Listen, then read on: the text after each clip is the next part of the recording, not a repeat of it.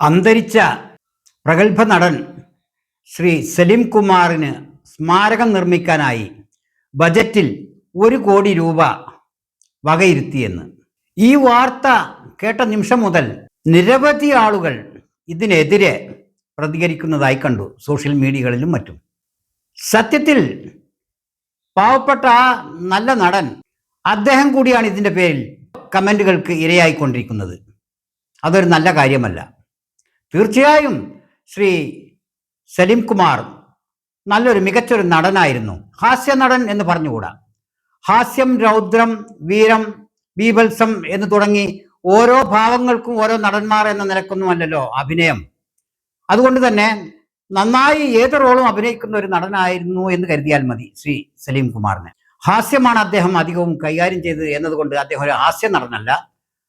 അദ്ദേഹത്തിൻ്റെ നടനത്തിന് വെറും ഹാസ്യാത്മകത മാത്രവുമല്ല, അദ്ദേഹം ഗൗരവപ്പെട്ട കഥാപാത്രങ്ങളെയും അവതരിപ്പിച്ചിട്ടുണ്ട്. ഇതെല്ലാം അദ്ദേഹത്തെക്കുറിച്ചുള്ള വളരെ നല്ല സ്മരണകളാണ്. പക്ഷേ ഈ സ്മരണകളെല്ലാം മോശം അഭിപ്രായങ്ങൾക്ക് വഴിമാറുന്നതാണ് ഈ 1 കോടി പ്രഖ്യാപനത്തിലൂടെ, സ്മാരകത്തിന് വേണ്ടി 1 കോടിയുടെ പ്രഖ്യാപനം നടത്തുന്നതിലൂടെ സംഭവിച്ചിട്ടുള്ളത്. ശ്രീ സലിം കുമാർ എന്ന നടൻ മലയാളികൾക്ക് അനുസ്മരിക്കപ്പെടേണ്ടാത്ത ഒരാളേ അല്ല. തീർച്ചയായും അദ്ദേഹം അനുസ്മരിക്കപ്പെടേണ്ട വ്യക്തിത്വം തന്നെയാണ്, അതിനൊന്നും തർക്കമില്ല. മാത്രമല്ല അദ്ദേഹത്തിൻ്റെ സംഭാവനകൾ മികച്ചതുമാണ്. സിനിമ ലോകത്ത് മാത്രമല്ല, നമ്മുടെ സാംസ്കാരിക സാമൂഹ്യ രംഗത്തെല്ലാം നല്ല നല്ല അഭിപ്രായങ്ങൾ പുലർത്തുന്ന ഒരു വ്യക്തി കൂടിയാണ് അദ്ദേഹം. നല്ലൊരു വ്യക്തിത്വം കൂടിയായിരുന്നു ആ അന്തരിച്ച ശ്രീ സലിം കുമാർ എന്നതിനും തർക്കമില്ല. ആർക്കും ഒരു അഭിപ്രായ വ്യത്യാസവും ആ കാര്യത്തിലില്ല. അദ്ദേഹം ഒരു കോൺഗ്രസ് അനുഭാവി ആയതുകൊണ്ട് തന്നെ കോൺഗ്രസിന്റെ എതിർവശത്ത് നിൽക്കുന്ന രാഷ്ട്രീയക്കാർക്ക് അദ്ദേഹം അത്ര അഭിമതനായിരുന്നില്ല എന്നതും ഒരു വസ്തുതയാണ്. ഇതൊക്കെയാണെങ്കിലും അദ്ദേഹത്തിന്റെ കലാപരമായ സംഭാവനകളെ കണ്ടില്ലെന്ന് നടിക്കാനോ വില കുറച്ച് കാണാനോ ആവില്ല. പക്ഷെ ഈ 1 കോടി രൂപ അദ്ദേഹത്തിന് സ്മാരകം നിർമ്മിക്കാൻ നീക്കിവെക്കുന്നു എന്നുള്ള പ്രഖ്യാപനം തീർച്ചയായും അദ്ദേഹത്തിന് അപകീർത്തികരമാണ് എന്ന് തന്നെ പറയേണ്ടി വരും.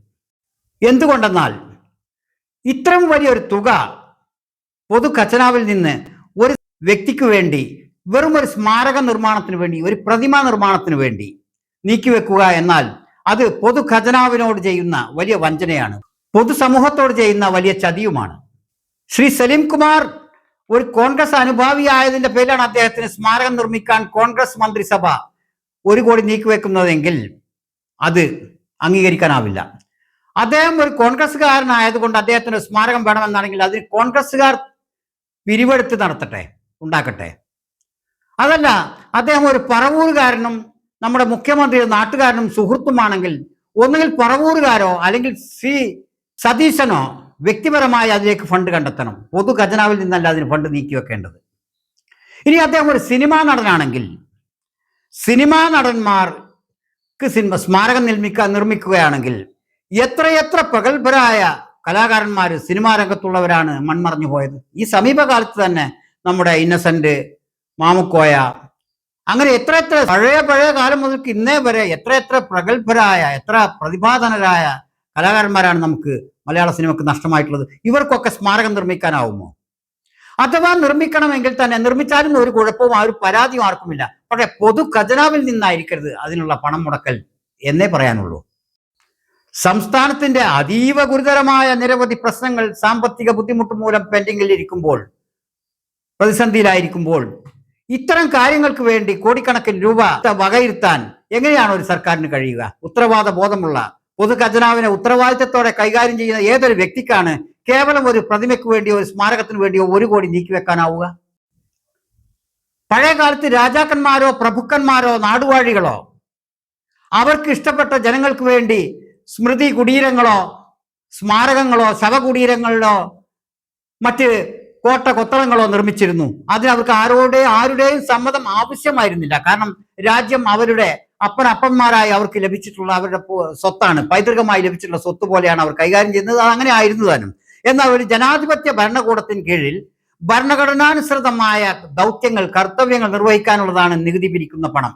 അത് ഭരണാധികാരത്തിലേറുന്ന, കേവലം 5 വർഷത്തേക്ക് അധികാരത്തിലേറുന്ന വ്യക്തിക്ക് അദ്ദേഹത്തിന്റെ ഇഷ്ടക്കാർക്ക് വേണ്ടി ദാനം ചെയ്യാനോ താമ്രപത്രം നൽകാനോ പട്ടും വളയും നൽകാനോ ഉള്ള സംഖ്യയല്ല. അത് രാജ്യത്തിന്റെ പൊതുവായ ചെലവുകൾക്ക് വേണ്ടി വിനിയോഗിക്കാനുള്ളതാണ്.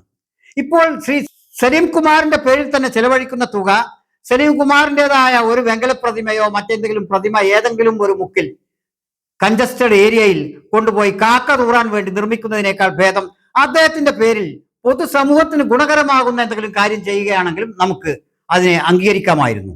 പക്ഷെ ആർക്കും ഒരു പ്രയോജനവും ചെയ്യാത്ത കേവലം പ്രതിമ നിർമ്മിച്ച് 1 കോടി കളയുക എന്നത് അംഗീകരിക്കാൻ തീരെ കഴിയാത്ത കാര്യമാണ്.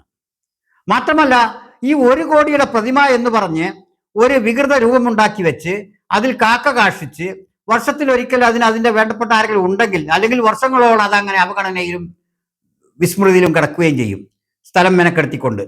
കഴിഞ്ഞ ഏതാനും വർഷങ്ങൾക്ക് മുമ്പാണ് ഇതുപോലെ പ്രസിദ്ധനായ ഒരു വ്യക്തിയുടെ പ്രതിമ നിർമ്മിച്ചിട്ട് ആ നിർമ്മാണം അവർക്ക് വേണ്ടപ്പെട്ട ആരെയോ ഏൽപ്പിച്ചു, ഏതോ ശില്പി വേഷം കെട്ടി നടക്കുന്ന ഒരാൾക്ക് കൊടുത്തു.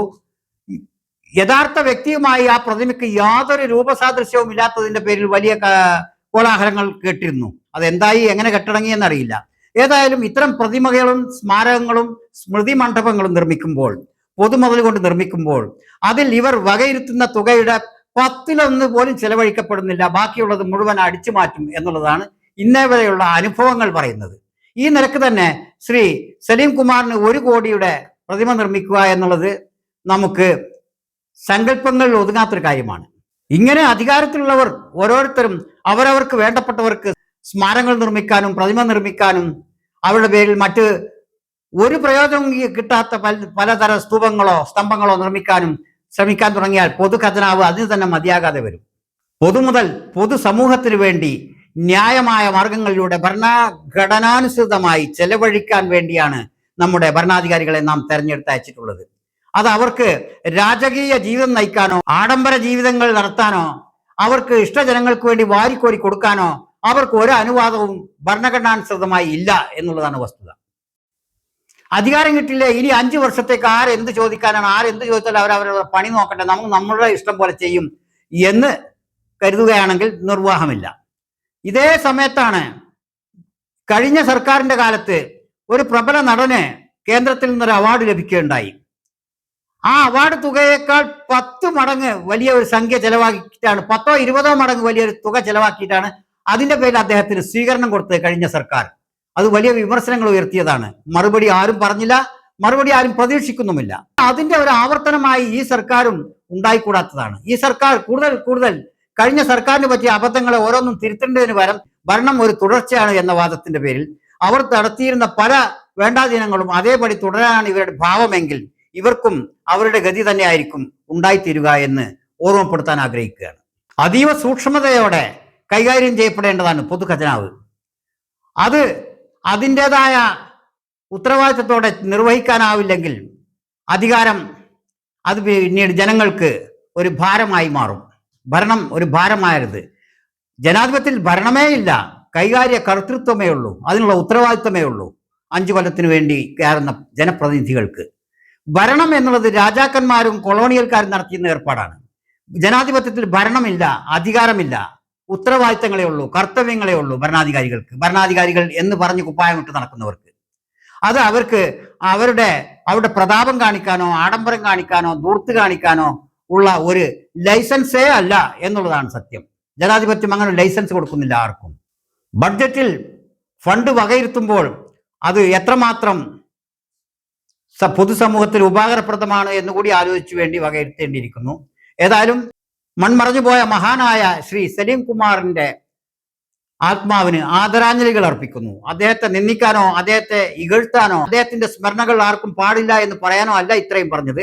ഇത് പൊതുമുതലിന്റെ ദുർവിനിയോഗം, അതിനെതിരായ ഒരു അഭിപ്രായ പ്രകടനമായി കണ്ടാൽ മതി. എല്ലാവിധ ബഹുമതികളോടെയും ശ്രീ സലീം കുമാറിന്റെ ഓർമ്മകൾ നിലനിൽക്കട്ടെ.